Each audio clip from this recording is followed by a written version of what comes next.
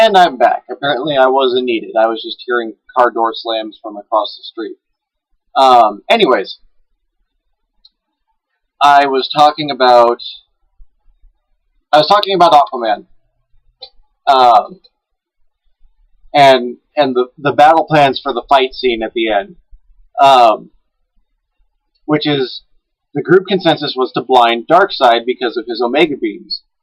So in the book, and the movie, the first person to do anything about it is Wonder Woman, where she freaking flies up, takes her sword, and stabs him in the eye, effectively taking out one of his eyes. And so he shoots another Omega beam, and only one beam comes out.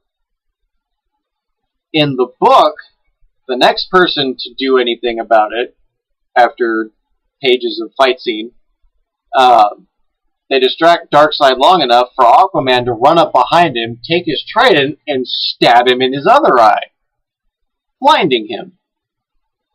And then he just basically fights them blind, but can somehow tell where each of them is. Somehow. Because both in the book and in the movie, like when they're still attacking him after he's been effectively blinded, he knows exactly where they are. Like he reaches his arms out to catch one of them and catches them, and then throws them to the ground. It's like, you're blind. How did you do that? In the movie, because Aquaman's not there and Captain Marvel is,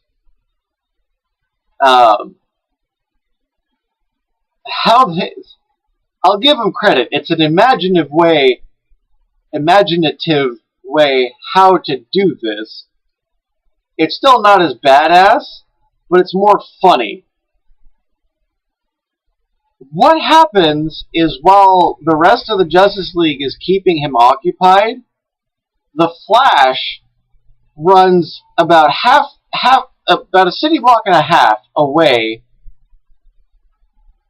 to where like a building is about to fall on a firefighter rescuing a guy. He catches whatever it is that I just said was falling, because I can't remember what I just said. It's really early and I'm really tired. He catches what was falling and knocks it to the side, speeds up to the firefighter, pulls the crowbar out of his belt, and says, "I need this to save the world. Thank you, bye." But he says it in super speed. So he says it really fast, and then he just bolts with a crowbar. Runs back, basically scales a skyscraper, because Captain Marvel and Wonder Woman and Green Lantern are basically fighting Darkseid, but they're in the sky. So Flash bolts up the side of a skyscraper, stops for half a second, and then jumps and lands on Darkseid's back and takes the crowbar and stabs it in his eye. I give you points for creativity because you're not using a character who was in the original book. But I sorely miss the presence of Aquaman. I don't know. I know each and every one of the DC animated movies has to take liberties because there are some things in the book that you can't translate into the animated movie. Like in The Dark Knight The Dark Knight Returns. Like the introduction to Superman when he's talking with Reagan. In the book, it shows an American flag waving, and then it morphs into the Superman S. All the while the dialogue between the two of them is going on. You can't really do that in the movie and have it make sense. So what they do is they show like the exterior shot of the White House. They show pictures on the side of the wall with Reagan and then they show Reagan, and then it backtracks between two red boots. And then it pans up the boots, and you see a red cape, and then it's got the yellow S on the back of the cape. Which is the first time ever I have seen the yellow S on the back of Superman's cape in animated or live-action form. Because while he has it almost permanently in every comic book, in the Superman animated series, in Justice League Animated, in all of the Christopher Reeve movies, in Superman Returns, in Man of Steel, none of them do they have his cape with the yellow S on the back. Or in the New 52's case, the black S on the back. He still has the S on the back of his cape. None of them do they have that. Even in this, they don't have the black S on the back of his cape. It was refreshing to see the yellow S on the back of his cape in an animated movie. It was nice to see that they actually paid attention to that detail. Granted, I like the all-red cape ever so slightly better. I just like that they actually finally included it in something.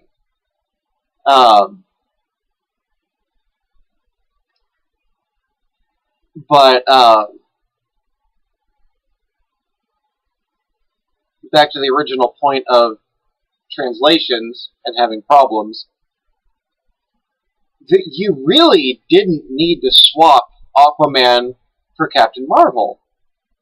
And I've watched all the special features, and I either missed it, or I just wasn't paying attention. But I don't remember them explaining why they changed Aquaman for Captain Marvel.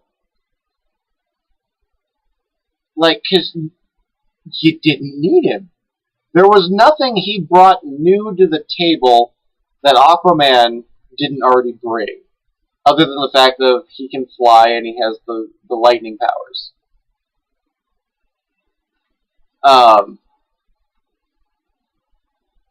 There is a scene after the credits, however, that show after the whole mess with Darkseid and Apocalypse is done, and all the mother boxes are destroyed.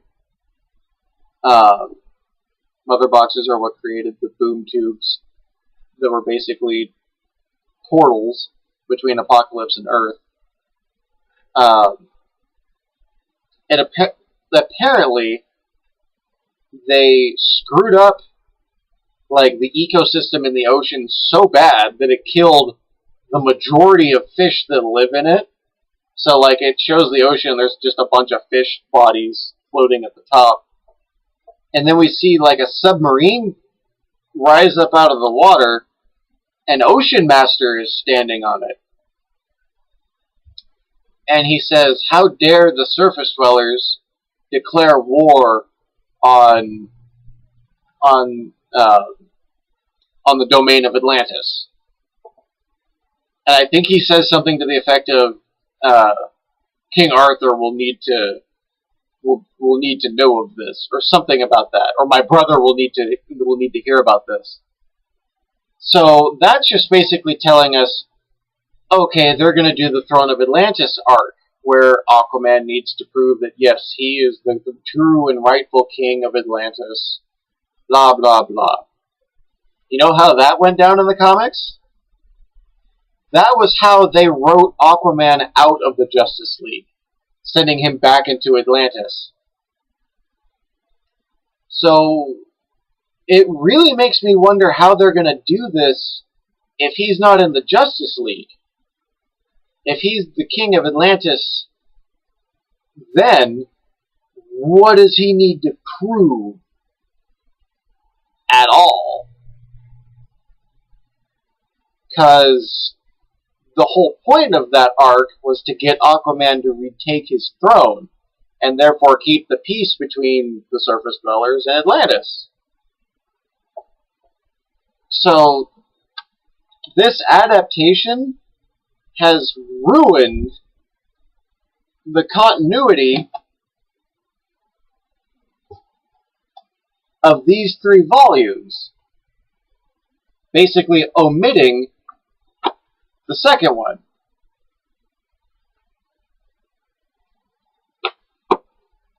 So I don't know what they're going to do about that. Especially since they're not continuing on with that, because after this one we had Batman and Son. I think it's and Son. Son of Batman, that's what it was. Batman and Son is the book it's based off of. And then this next one we have is the Batman Arkham prequel. Which it can't really be a prequel because that's what Arkham Origins was, but whatever. They started writing it before Arkham Origins came out, I know that. So, and that one looks good. It's got Spencer Reid from Criminal Minds as Edward Nygma, the Riddler. And they give one little snippet of him reading a line as the Riddler, and he just fits that character so well. It's perfect for him. Oh, yeah, little talking about the voice casting for Justice League War. Derek Morgan from Criminal Minds was Cyborg, and then freaking Aaron Hotchner from Criminal Minds was Deathstroke in Son of Batman. And then now we're going to have Spencer Reid in the Batman Arkham one for the Riddler. I'm just waiting for when they do not a Justice League, but a DC animated movie that is effectively the entire cast of Criminal Minds as all the characters. Which I wouldn't turn down. I would actually I would pay good money to see a DC animated movie where every character was the entire cast of main characters from Criminal Minds. Even the ones that they killed off or wrote out, which would be Gideon and the freaking head honcho lady who was a total bitch until the very end, right before before Mark Hamill killed her off. Even give them parts. That'd be great. Oh, I would love that. Let's see, what were the other... Alan Tudyk was Superman in Justice League War, but for as big of a player as Superman was, he didn't get a lot of lines. Other than, like, 2 little snippets of, like, let's see what else you can do, or, oh, you're funny, and stuff like that. He never actually got to, like, speak. He had lines, but he never really spoke, if that makes any sense. The guy they got to be Green Lantern was pretty good. He pulled off the cocky, arrogant Hal Jordan at the very beginning of his career really well. Really well. The guy they got to play Flash was really good. The guy they got to do Billy Batson, I have heard him be Billy Batson before, I think. I think it was in the DC Superman Shazam, The Return of Black Adam. I think that was the same Billy Batson. And it might have been the same Captain Marvel, too. It very well could have been. I'm not sure on that. The chick they got to play Wonder Woman, again, I wasn't thrilled. But she was given a character who had half of one note. I think that was something I was saying in the other video. I started to say it, but then I didn't finish. The one-note character that was written for the Justice League books of Wonder Woman, they took half of that one note and applied it to the Wonder Woman in Justice League War. And they made her costume stupider. I didn't think that was possible.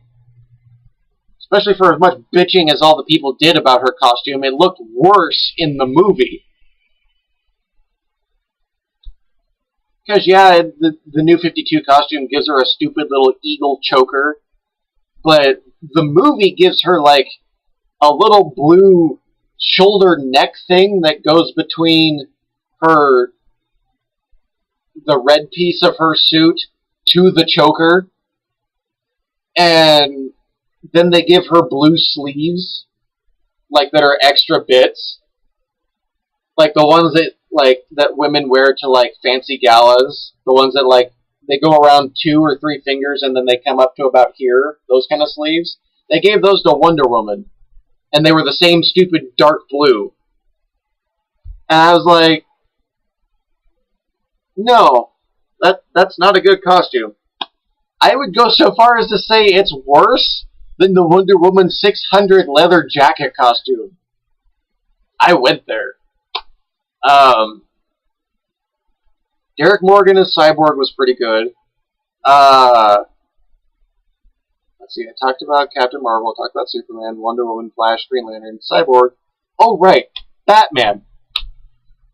The guy they got to play Batman in this, as well as in Son of Batman, which would make some people misconstrue that Son of Batman is in the New 52 universe, which it's not. But they got him to do 2 Batmans in a row, so I guess that's kudos for them. I didn't care for him. He didn't do a bad job. Like, it wasn't so bad a voice that it threw me. Like, the guy they got to play Batman in Justice League: A Crisis on Two Earths. That Batman, I couldn't stand. I could not stand that Batman. The Batman they got for this one and for Son of Batman, he does a decent job. I just didn't like him. Like, I will give him the credit where credit is due. He did a good job. It's just not the Batman. Yeah, it's not the Batman I'm used to. But it's.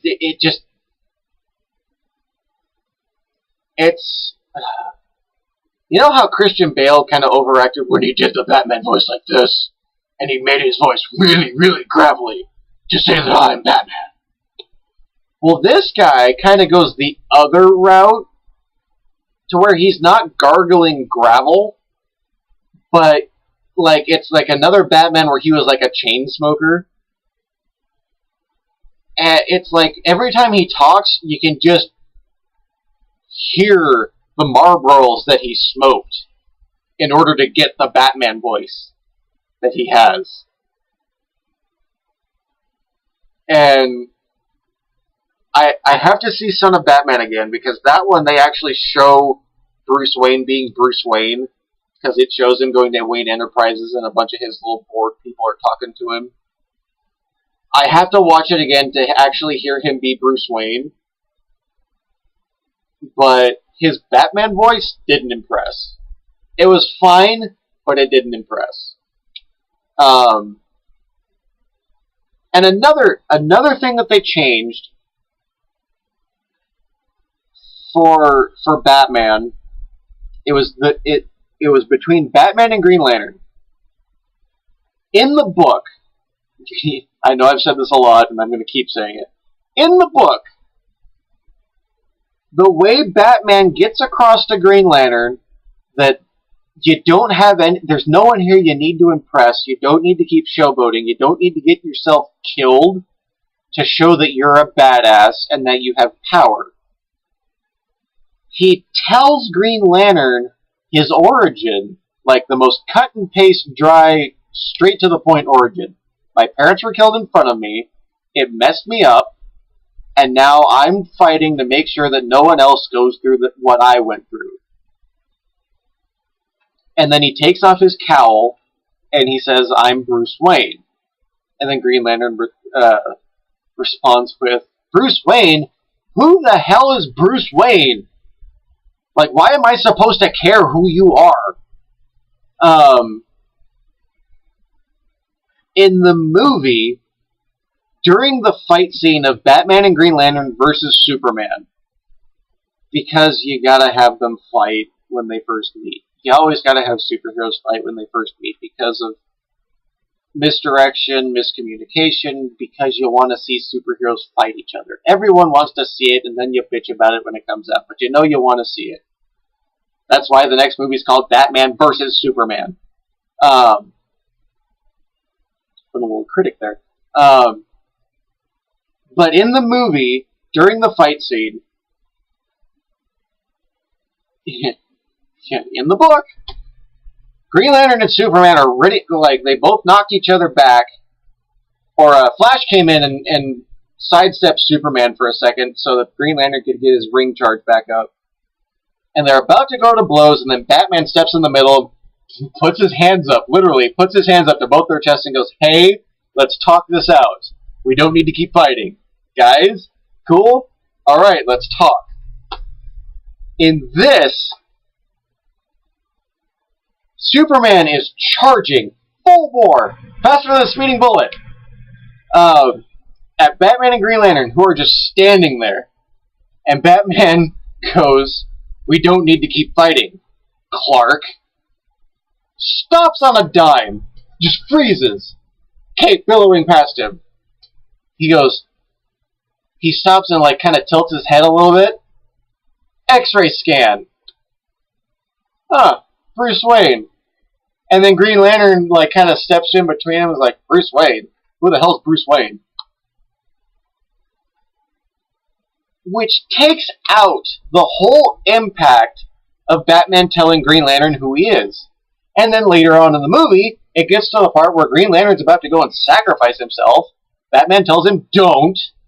And then he tells him his backstory, minus the "I'm Bruce Wayne," but he's still taking his cowl off as he's telling the story to give the impact of, "I'm Bruce Wayne, and this is my backstory. This is why you don't need to keep proving yourself." It cuts any emotional impact that any reader of that book had to the original reveal of, "I'm trusting you with my secret identity. Something I've only done with Alfred and all the Robins." And now apparently Superman, because of the Superman-Batman book. Actually, I don't even think they call each other Clark and Bruce. At least not in the first story arc. Afterwards, I think they do. Yeah, during the whole video game fight arc, which was stupid. But yeah, it takes away any emotional meaning behind Batman telling Green Lantern his origin, and then telling him you don't have to go in half-cocked and kill yourself just to show that you're Green Lantern and you're a badass. You have nothing to prove to anyone. It kills it. Because then they try to do the same scene, minus the "I'm Bruce Wayne. Bruce Wayne, who the hell is that? Why should I care?" It cuts it. And the first time I saw this, I paused the movie when Superman X-rayed him and said, "Oh, you're Bruce Wayne," and then Green Lantern goes, "Bruce Wayne, who the hell is Bruce Wayne?" I paused the movie, and I put my head in my hands, because I knew that they were still going to do that scene, and try to pass it off as emotionally strong as it was in the book. And it didn't come across emotionally strong. It came across stilted and stupid. Because they ruined the reveal. And that's my biggest gripe with Justice League War. Is Justice League War worth getting? Yes. Is Justice League, if you don't have the money for it, but you have Redbox or when it comes out on Netflix, is it worth seeing? Yes. Just know, if you read the book like I did before this was even a thought, if you read the book and you liked the book, and then you're going to go see this, you're going to be slightly disappointed. Um, there's not really much else I can think to say, other than the fact that they shoehorned Captain Marvel in. They tried to establish a friendship between Billy Batson and Victor Stone, Cyborg. Because, like, Billy sneaks into one of the football games that, like, the football game that would kick Vic Stone's career, like, high school career into a full-time career. He sneaks into the game. Cyborg's dad isn't there, so he steals his dad's seat, which was really funny. And then later, as Vic Stone's in the changing room, Billy Batson rushes in and he's like, "If anyone asks, I'm not here." And then immediately the door swings open and a security guard walks in and he's like, "Do you see a kid run through here?" And he does the obvious giveaway. He looks at Billy Batson. Billy Batson shakes his head. "No, I'm not here." Looks back at the security guard and says, "No, I haven't seen anybody."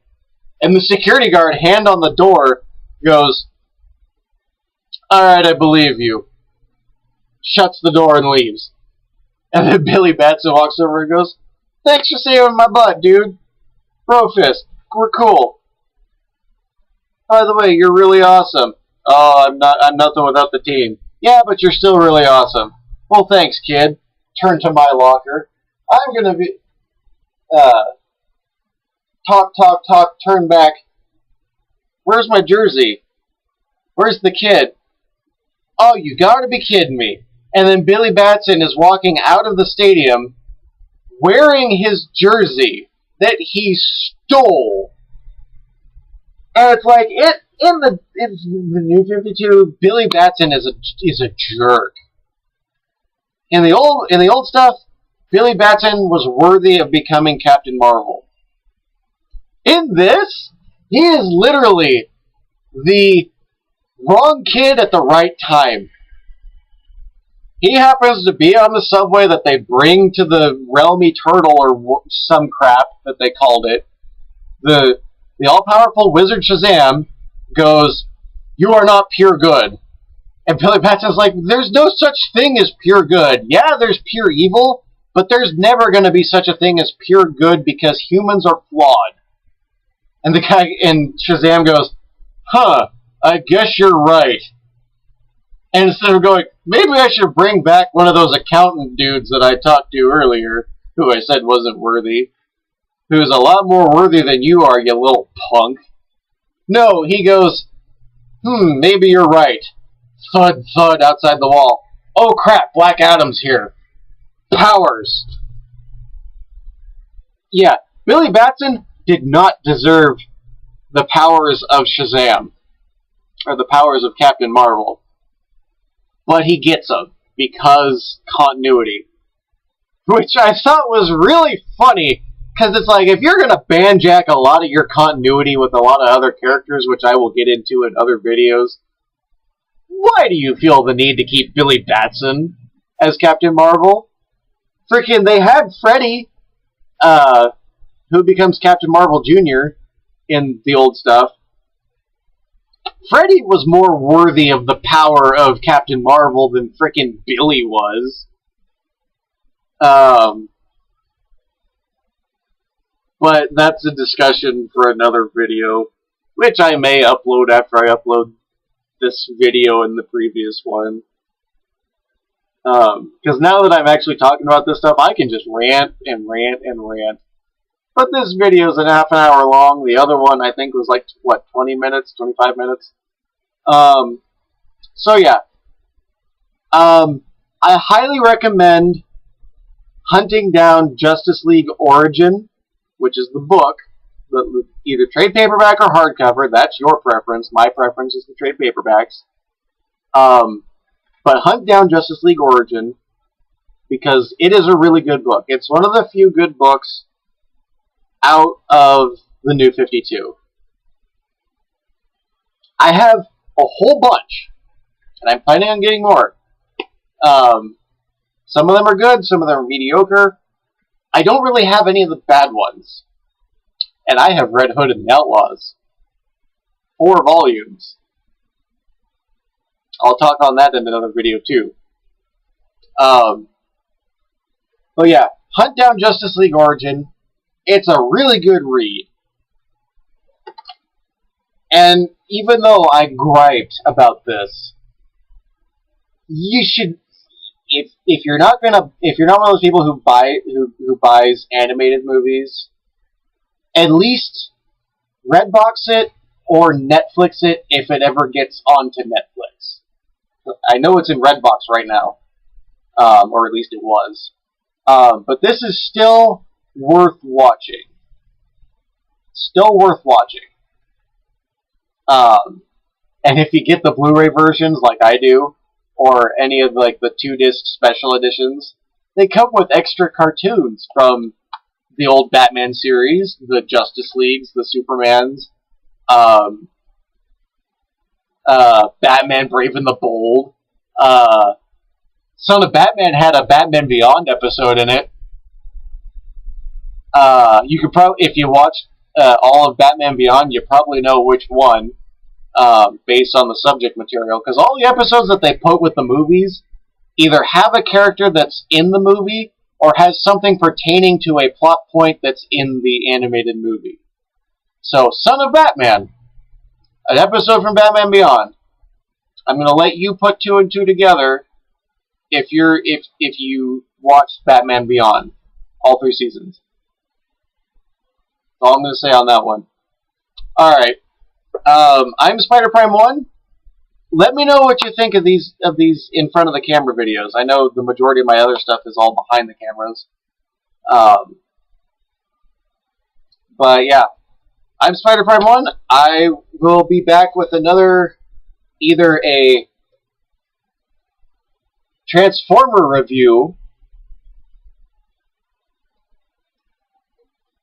a review of Transformers, or another comic book, movie, animated something review. I'll be back with something. I don't know what, but I'm getting the review bug again, so hopefully I'll start putting out more stuff. Alright. Spider Prime 1, signing off.